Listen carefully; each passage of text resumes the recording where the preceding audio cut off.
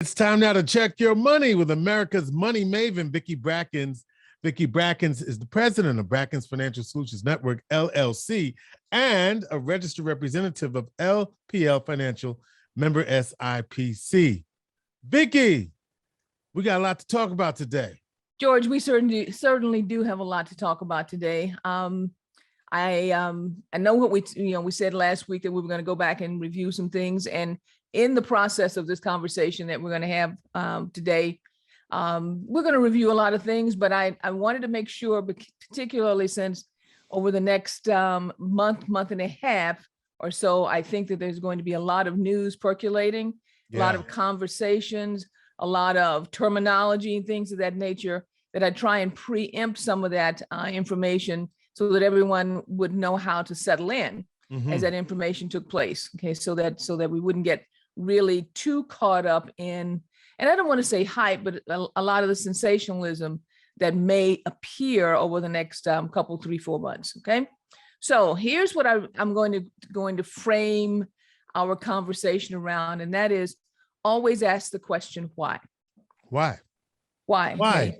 Why? Why? Okay. All right. Because when you hear certain things on the news, one of the bad habits we have all developed, not just individual segments of the population, but all of us, is that we're not questioning enough the root of a conversation or where this information came from, but most importantly, how does it tie together?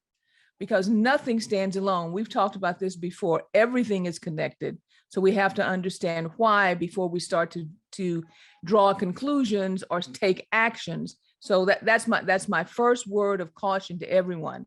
So here are some things that are going to come down the pike, I think, over the next few months. Why? Why? Because the economy, I love you. Thanks, George. Okay. The economy is going to be top of mind over the next few months. Lots of conversation around that.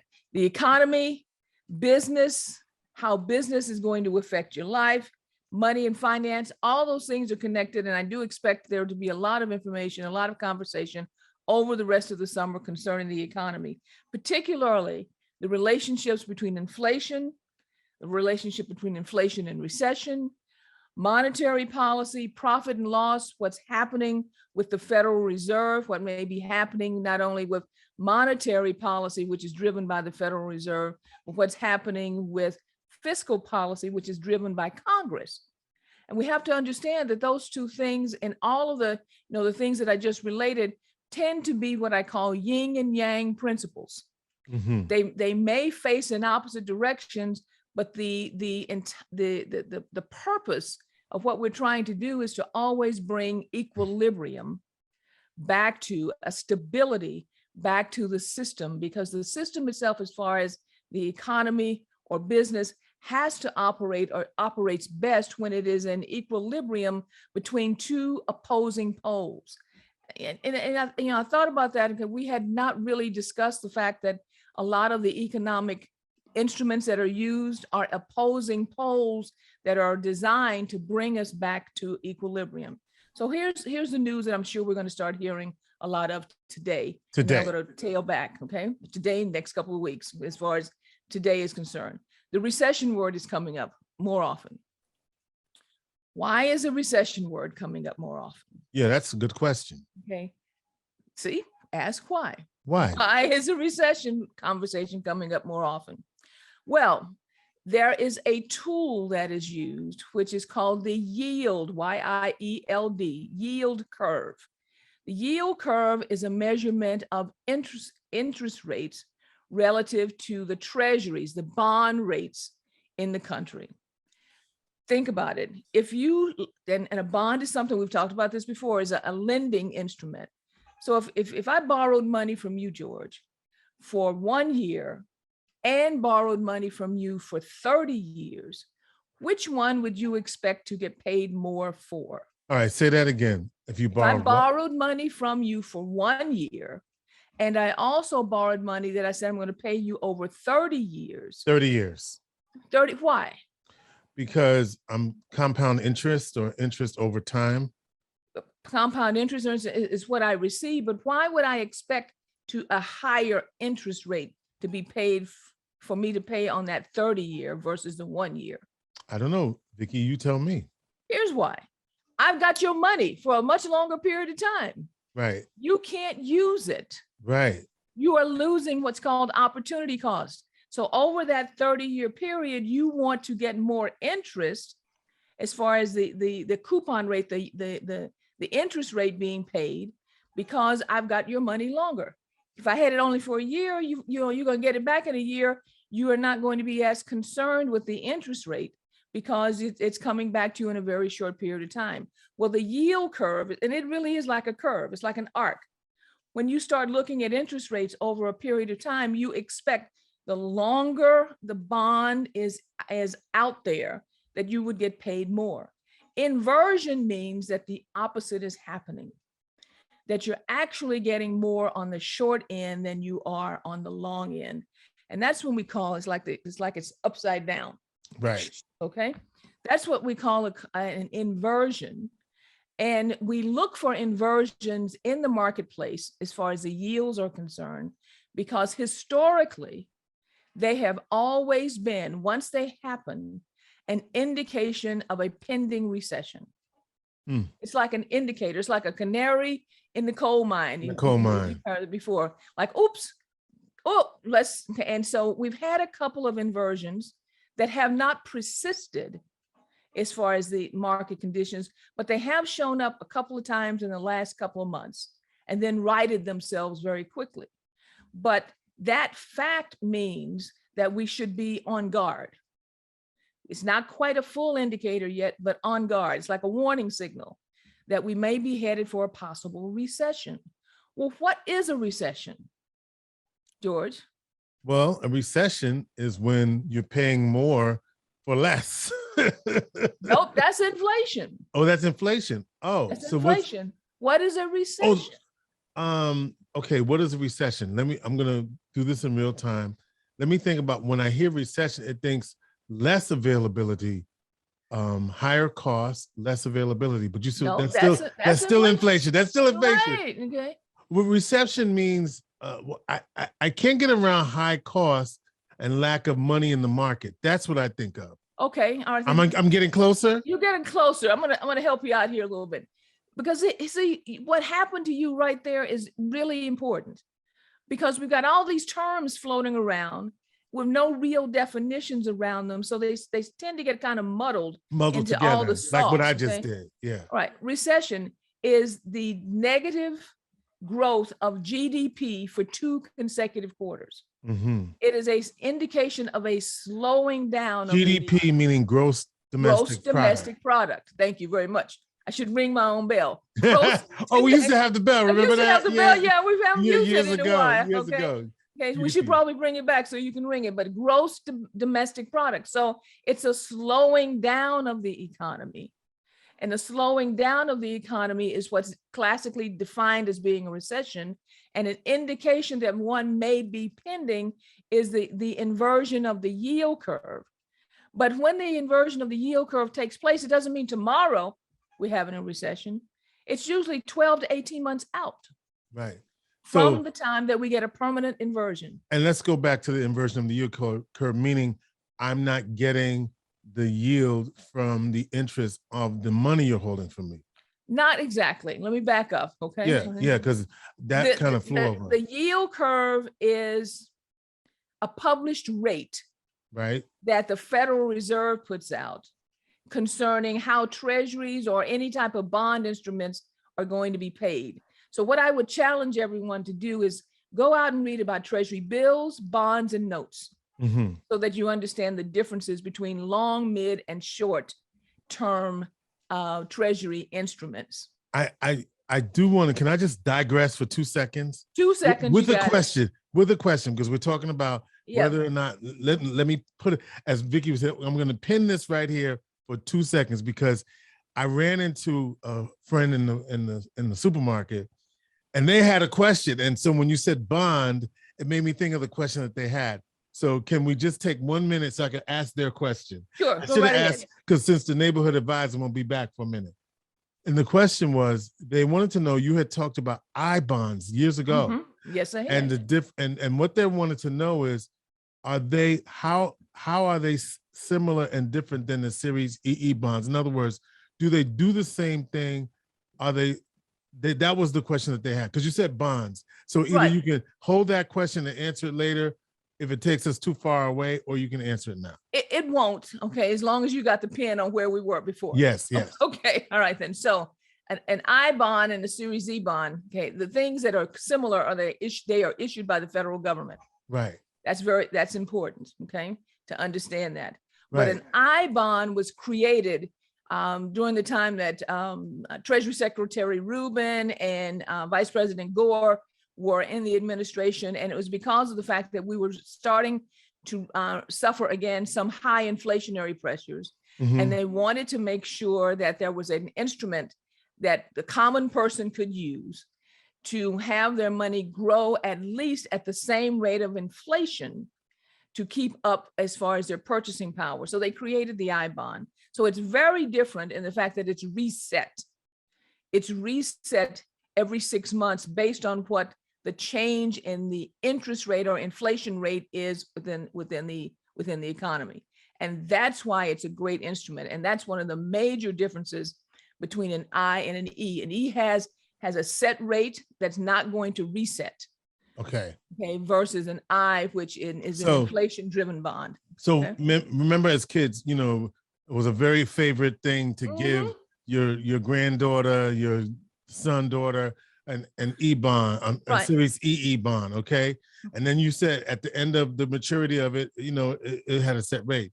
So the I bond, the difference is it works the same way. There's a maturity, but the value can change over time. The value as far as what's being paid under what's called the coupon, the interest rate, okay, is changing and resetting every 6 months based on what the CPI change, the change in interest rates in the environment Consumer are. Price Index. Okay. Right, that's why I stopped. Okay. Consumer I'm gonna break Price down Index. all, yes, Okay. I'm gonna break down all of your terms. Change, okay, that takes place. And So so effectively you are participating equally with inflation when you have an I bond versus an E, which matures for face value, but it's a discounted bond because you pay $25 and you get $50 at the end, as far as the E's are concerned. So one's a discounted bond, and the other one is an actual tied to inflation as far as the growth rate is concerned. And so just based on that example, I'm gonna pay $50 or whatever it is, and I'm paying full face value of that. No, you're paying, yeah, on the I, yes, you On are. the I, yeah, that's what we're talking about. Yeah, Okay. on the I, yes, you are. Okay. All right. So to our I would tell your friend, go to treasury dot gov. thank you, .gov, and make sure that and there's a full explanation. And when we did the I bond series before, we also put a link in there, but there's a full explanation of everything that's there. And because I bonds have become so popular and such a big conversation over the last few weeks, you can go almost any place in Google and you'll see lots of explanation. All right. All right. That's for you, Maxine. All right. Okay, Listen. Maxine. Thank you. She's all right. So now let's go back to what we were talking about is the indicators, the R word, recession. Right. Okay. And the recession is two consecutive, you said it when two consecutive cycles of negative GDP, which is gross domestic product, which is the output of our goods and services. There you go. Hello. Come Looking on for now. you. Look at that. Okay, you've been listening. I just had to wake you up. Okay? Right.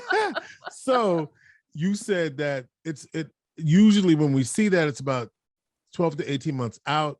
We're Right. also looking for the yield, inverted yield cycle. So those are the things that Exactly. that's what Okay. we pinned. Exactly. That's where we're pinned. Perfect. Thank you for bringing me back. So now, why is the recession word coming up right Yes. now? Okay. Right.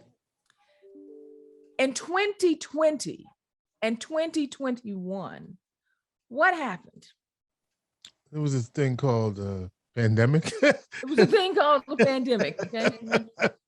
And during that time of the pandemic, what happened as far as productivity?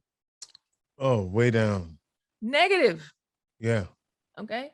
Negative productivity. We actually had a slight recession already. Mm-hmm. Okay. Negative, Right. okay, negative GDP.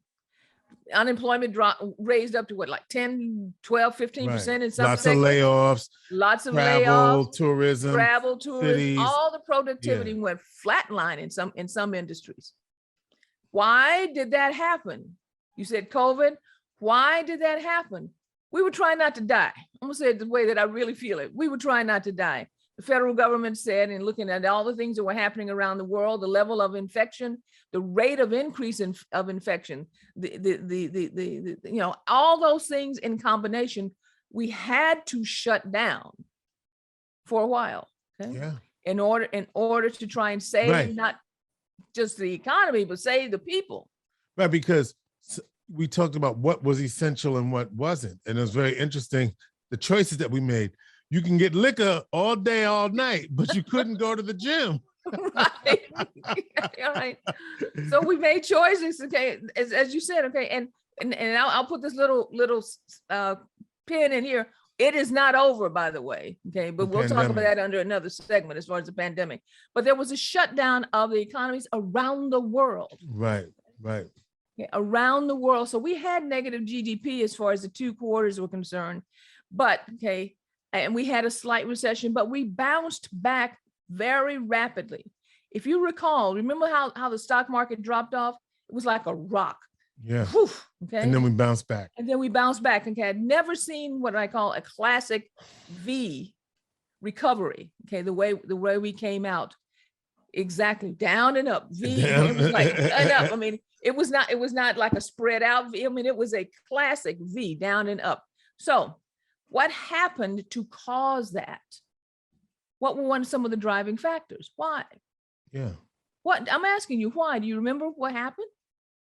Well, we had supply chain issues. No, that's afterwards. That's afterwards.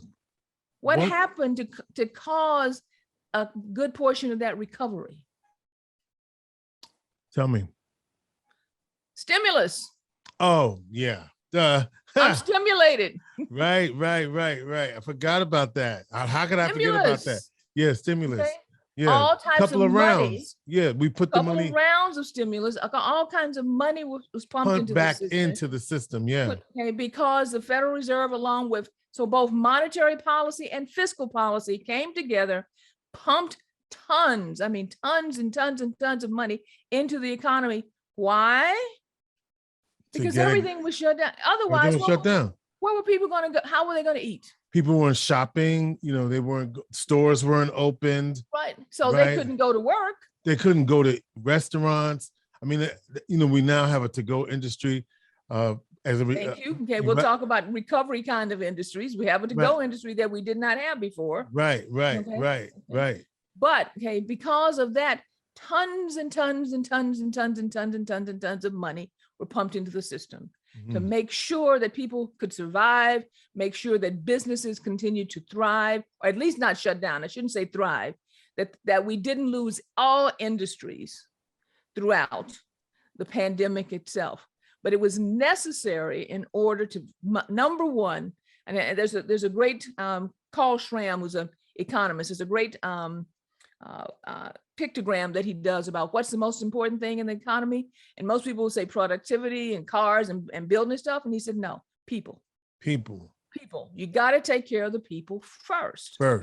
Okay. Then you build everything else. Okay. And so the stimulus issues were around understanding and taking care of the people first. Now, George, what happens when you have too much money in the system and nothing on the shelves? Well, there you go. It's now you have too much money in the system and nothing on the shelf. You got issues. You got You got a lot of money in the system and nothing on the shelf because there's no production happening. What does that drive? What do you get from that? You get inventories rising and no, I said too much money, lots of money, nothing on the shelf. Well, that's supply issues. That's supply issues. Okay. And when we have supply issues, what happens? Prices more go money starts running after the product, and the product then becomes more expensive. Right. And as it becomes more expensive, what does that create? Inflation. Inflation. You finally got there. Okay. That creates inflation. Okay. Wow. You know what I was thinking though, before I said that? I was thinking about the toilet paper runs. Toilet paper. No, you should. Okay.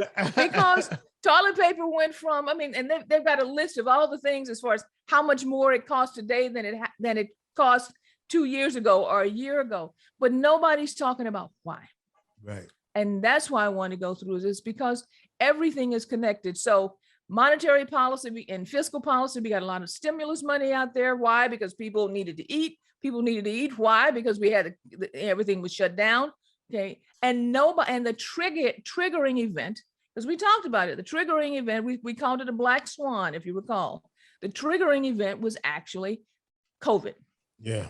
COVID. Okay. Something called a pandemic, as you said, okay, that we had to live through. So now we have this inflationary period.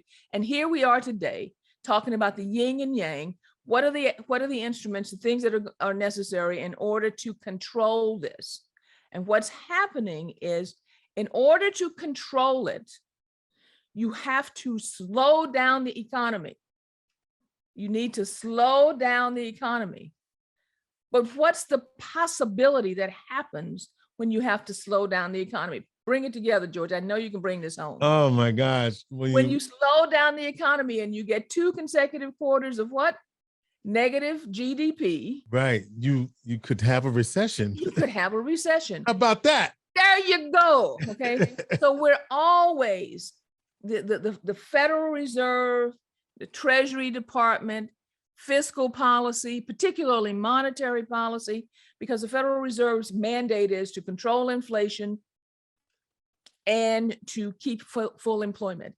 And they're constantly, it's like, I was trying to find a good analogy. It's kind of like that airplane in the sky when you take off and you leave Hancock Field and you're trying to go down to New York City, and you get around there about Binghamton or so, and you always hit that turbulence. And you're kind of shaking back and forth, and we're trying to get that equilibrium when we're coming into Kennedy. And you want the plane to land softly. You got to slow it down. You got to throttle back. If you come in too hot, you get the bouncing. Okay, that could be a very radical thing as far as a recession is concerned, or we can touch down very slowly. And so what the Federal Reserve is doing right now, and what we're looking at, is that inversion. Does it persist? Yeah. Does it persist? If it persists and starts to happen too often, then we know that we're probably 12 to 18 months out on a recession. If they can pull it back just right, okay, you know how sometimes you come into LaGuardia and come over the, what is that, the Hudson? Come over the Hudson River, and you say, "Oh, is he gonna make that runway?" Yeah. and you Hudson touch River, down. Atlantic Ocean, all of that. Okay, and he's gonna Jamaica touch Bay. down. Yeah. Okay, and that's that soft landing that you really feel like, wow, I'm here. That's what they're trying to accomplish at this point in time. Okay. But all of those things are interrelated. And so when we see on TV, and these are the things that I hate is a terrible word, but just drive me crazy. The worst month since 1970. I mean, they look, sometimes I think they look for headlines. Right. But we're somewhat in the industry ourselves and somewhat responsible. Yes, it might be the worst month, but in conjunction with where we were in 1970, look at the effects. So I'm going to post an article that I saw that actually details every recession that's taken place. And it's been like 15 of them since the Great Depression. And baby boomers, you don't quite fit. Do you fit in the baby boomer? I am a baby boomer. Baby boomers have lived through the most. Yeah. We've got resilience. The current millennials or whatever have lived through, this is a first. Yeah, right. If it happens. If it happens. If it happens. And so the perspective is what I'm looking at. And many of our reporters are of the age, as far as in industry, where this may be their first. Okay, so that possibly is also one of the reasons it's driving some of the frenzy around some of the terminology that we're using.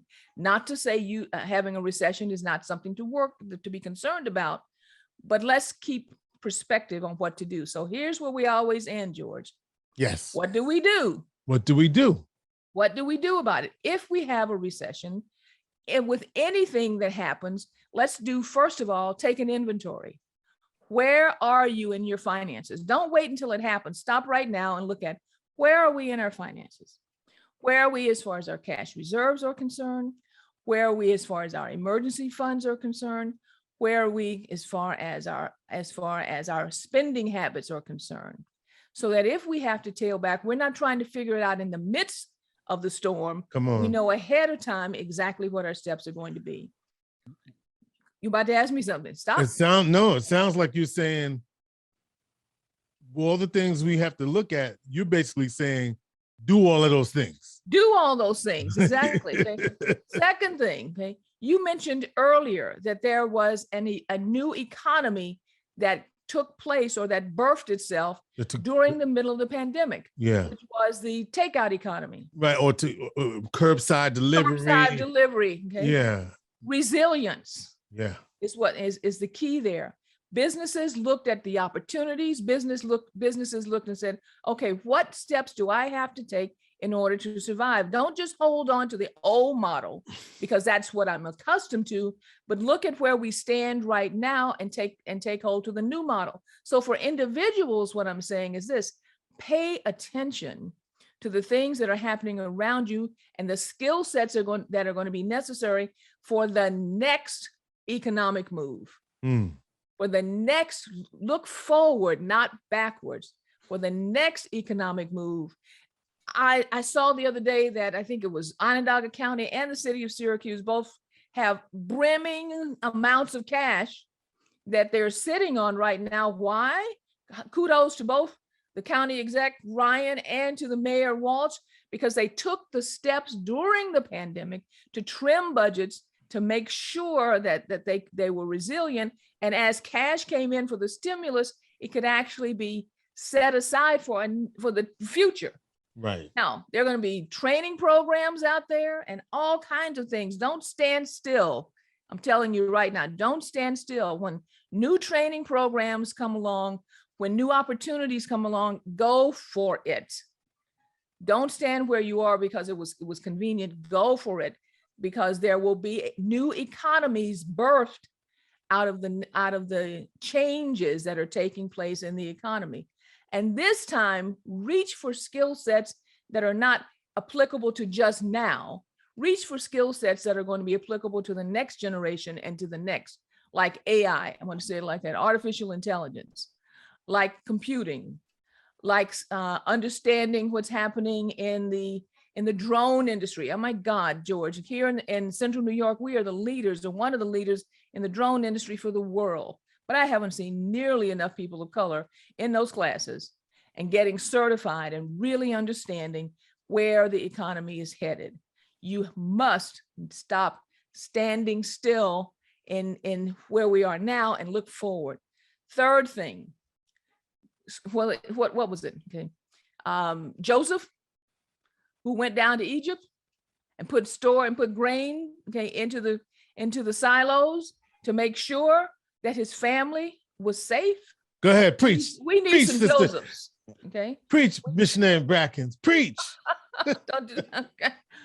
We need grain in the storehouse. Okay. Okay. We need grain in the storehouse, and everyone needs to take on a spirit of Joseph as far as getting prepared. I'm not saying disasters happen. There is nothing wrong with being prepared at all times, but especially in a time like the one that we have going forward. So, George, I hope that our explanations around why, or at least our admonishment that stop and ask why, before you make conclusions, and see how things all fit together, because it's those things and the interrelationships that will bring you power. And it's that power that will bring you safety, and that safety that will bring you wealth coming forward. So George, thank you very much for allowing me the time to go through a full explanation. Sometimes I try and put it together in 5 minutes. Okay. I want to let everybody know that we're going to be on vacation for a while.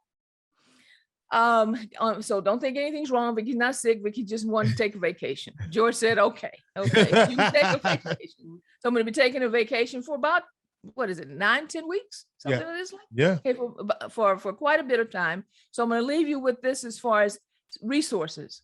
Absolutely make sure you tune in every week to Inspiration for the Nation with Mr. George Kilpatrick.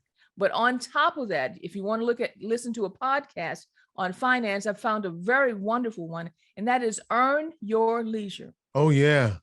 Okay, those guys are rocking. Okay. Yeah. I enjoy it myself, and Earn Your Leisure, I would recommend.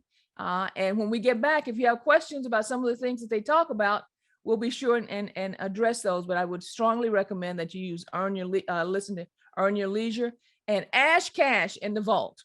Okay, the Vault with Ash Cash. Okay, I also think, which is one of their series, is one that I've been listening to for a while, and I think would be very beneficial to many going out there. Good recommendations. All right then. And so finally, when we come back, I'm going to launch a new offering, and it's actually financial planning for families, built around, now you're going to remember this, George, built around the designing of mission statements, family mission statements. Yes. Because we need to now bring those things together to be sure that we're moving from generation to the next.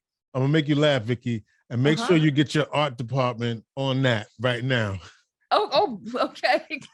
You know what I'm talking about. It's already done. You know what I'm talking about. Okay. That's an inside joke. Yes, it is. Okay. But we'll get our art department on that right now. Okay. All right, then, George, listen, good luck to you over the rest of the summer.